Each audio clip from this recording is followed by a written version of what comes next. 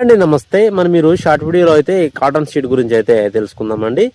Best దిగుబడి వచ్చే seed ఇది. మనకు కాయ పగలడంలోను, అలాగే కాపు విషయంలోను, అలాగే మనకు దోమ ఉధృతిని తట్టుకోవడంలోను మంచిగా మెయింటైన్ చేసే రైతుకి ఖచ్చితంగా 20 క్వింటాల దిగుబడి వచ్చే ఒక బెస్ట్ సీడ్ని అయితే చెప్తాను. వీడియోని అయితే పూర్తిగా అయితే చూడండి.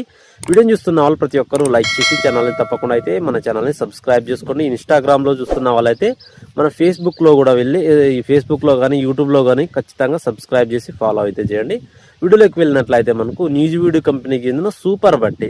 సో ఇది వచ్చి చాలా మంచి దిగుబడి అయితే వచ్చిందండి. నేను 2024 సంవత్సరంలో వేశాను.